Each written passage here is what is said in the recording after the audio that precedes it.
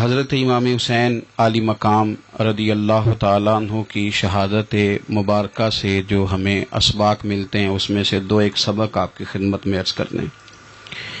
پہلے تو یہ یاد رکھ لیں کہ اللہ تعالیٰ نے اپنے محبوب کریم علیہ السلام کی زبان سے ہمیں یہ پیغام دیا ہے کہ تم مجھے یہ کہو کہ اے اللہ، ہماری نماز، ہماری قربانیاں، ہمارا جینا اور ہمارا مرنا یہ سب اس رب کے لیے ہے جو تمام جہانوں کو پالنے والا ہے۔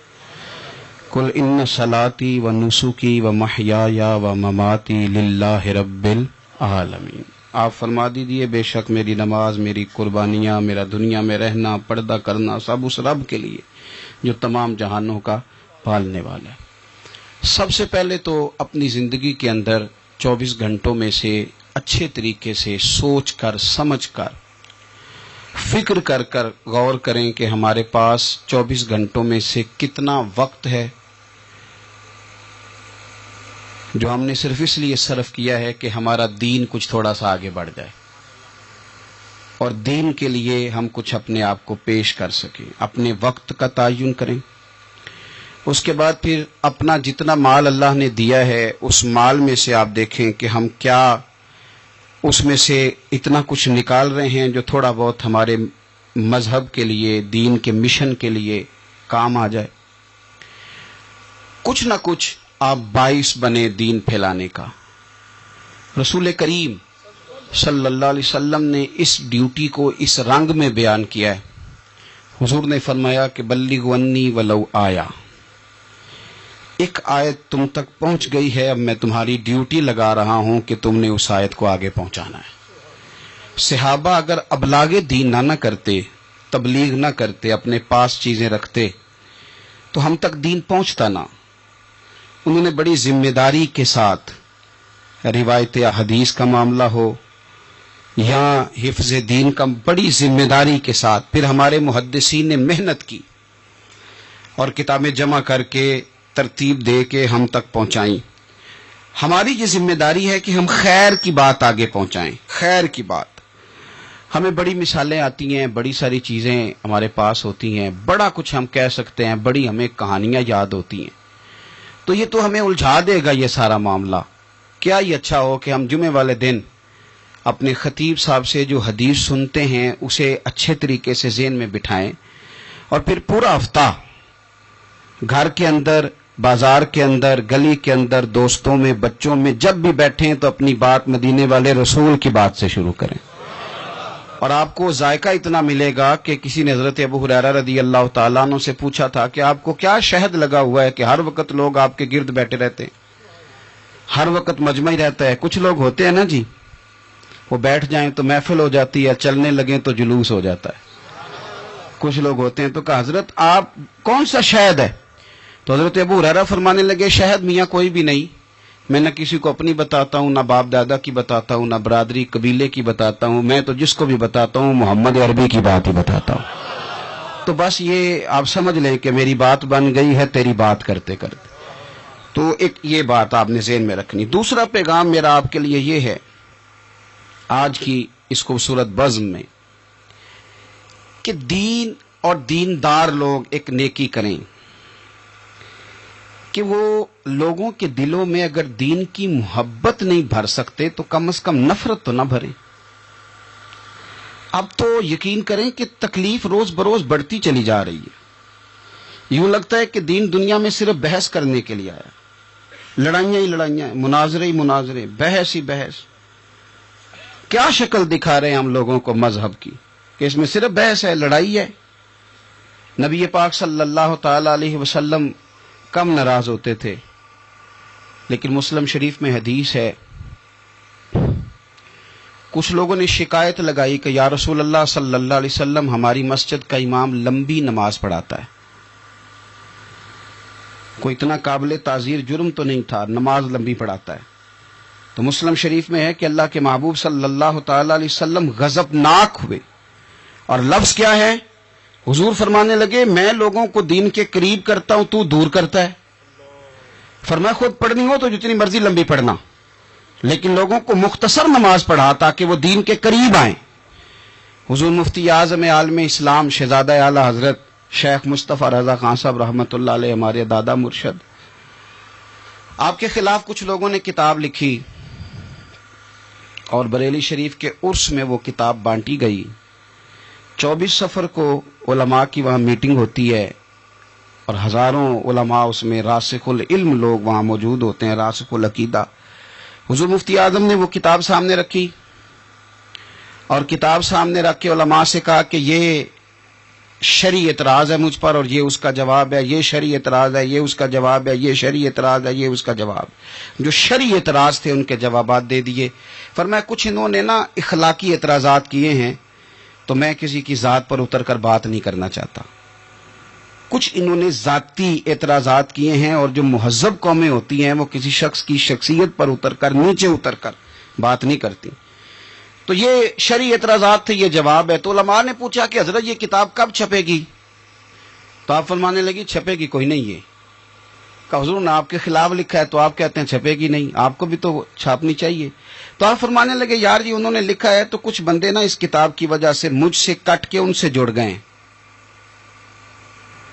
تو اب جب ان کا ذہن مجھ سے کٹا ہے، کسی اور کی طرف جڑا ہے، تو میں جواب لکھوں گا تو وہاں سے بھی کٹ جائیں گے، تو پھر منتشر ہو جائے گا ان کا ذہن، ہو سکتا ہے کسی گمراہی کی جانب چلے جائیں۔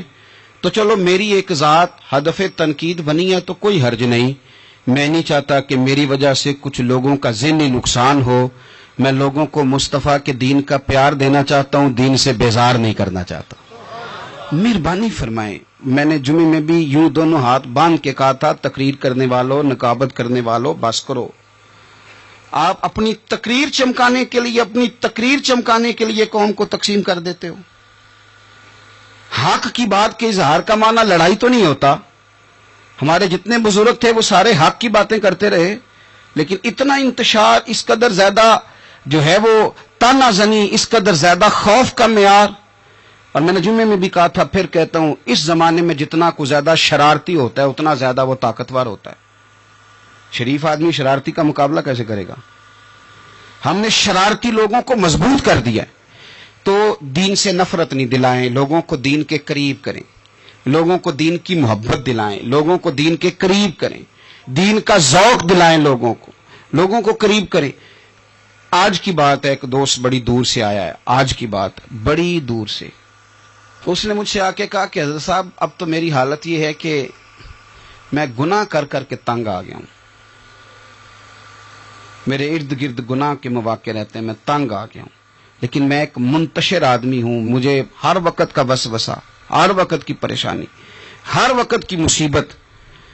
وہ کہتا ہے میں جس عالم کے، درویش کے، صوفی کے، مولوی کے قریب جانے لگتا ہوں اس کے خلاف مجھے کوئی نہ کچھ ہے مل جاتی ہے۔ تو دین سچا ہے، کھرا ہے، تو کیا ایسا نہیں ہو سکتا کہ دین پہ عمل کرنے والا بھی کوئی کھرا مل جائے؟ میں جدھر جاتا ہوں مجھے کوئی نہ کوئی اس بندے کے خلاف کہانی مل جاتی ہے۔ تو یاد رکھیں، جب لوگ دینداروں سے نفرت کرتے ہیں تو پھر دین سے نفرت کرنے لگتے ہیں۔ یہ ہم نے تباہی کر دی ہے، ہم نے ظلم کی انتہا کر دی۔ مہربانی فرمائیں، یہ بڑا صاف ستھرا دین ہے، یہ بڑا پارسا دین ہے، یہ بڑا کھرا دین ہے۔ اور یہ جو آپ کو لوگ بتاتے ہیں نا سارے غلط ہو گئے کہ میں صرف ٹھیک بچا ہوں، تو انہیں بتاؤ تمہاری بات مانے کہ مدینے والے رسول کی بات مانے۔ نبی پاک صلی اللہ علیہ وسلم نے فرمایا میری امت کبھی گمراہی پر جمع نہیں ہوگی، یہ نہیں ہو سکتا کہ ساری گمراہ ہو جائے۔ تو اس لیے انتشار کا مزاج چھوڑیں اور لوگوں کو میٹھا، ٹھنڈا، پیارا، خوبصورت دین لوگوں تک پہنچائیں، میٹھی بات کریں اور اچھے طریقے سے لوگوں تک پیغام حق پہنچائیں۔ لوگ کہتے ہیں جی میں بات سچی کرتا ہوں اس لیے تلخ رہتا ہوں۔ نبی پاک سے زیادہ سچی بات تو کوئی بھی نہیں کرتا تھا، حضور بات بھی سچی کرتے تھے اور لہجہ بھی شہد سے زیادہ میٹھا ہوتا تھا۔ تو یہ کون سی کہانی سنا رہے ہو؟ نہیں کہ میں کڑوا اس لیے ہوں کہ میں سچ بولتا ہوں، سچ کڑوا نہیں ہوتا، سچ تو شاندار ہوتا ہے، سچ تو سونا ہوتا ہے، سچ کا تو چہرہ نکھرا ہوا ہوتا ہے، سچ کہاں کڑوا ہوتا ہے؟ کڑوا کسیلا تو ہے، اس لیے تو نے ساری تباہی اتار دی۔ تیسری بات، آج کی اس گفتگو میں تیسرا پیغام امام علی مقام کی شہادت کے لحاظ سے یہ سنیں کہ ضروری نہیں کہ جو بات آپ کر رہے ہوں سارے لوگ اسے ایگری بھی کریں، یہ بھی ضروری، تو سب کو منوانے کا مزاج بھی چھوڑ دیں، یہ بھی امام حسین کا پیغام ہے۔ اس وقت تو ڈھیر سارے لوگ یزید کی طرف چلے گئے تھے، اور امام علی مقام میدان میں نکلے اور معمولی آدمی نہیں، نواس رسول، جگر گوش ہے بطول. یہ جو کربلا کی ریت پہ خون بہا ہے، یہ آپ کو پتہ ہے خون کس کا ہے؟ یہ رسول کریم کا خون ہے، یہ نبی کریم کا خون بہا ہے. اللہ کرے آپ کو سمجھ آئے. نبی پاک کا خون بہ گیا، لیکن 4.5 سال حکومت پھر بھی یزید کر گیا. آپ کو کس بات کی جلدی ہے کہ سارے لوگ مان جائیں اور سارے ہمارے پیچھے لگ جائیں اور سارے جو میں کہہ رہا ہوں اس کے پیچھے لگ جائیں؟ یہ آپ کو جلدی کیوں ہے؟ مجھے جلدی کیوں ہے؟ بھئی وہ 4.5 سال پھر بھی نکال گیا. حضرت یوسف علیہ السلام پر جناب زلیخا نے الزام لگایا تھا. حضرت یوسف سچے تھے، پر پورے مصر میں اس نے بات بھی پھیلا دی.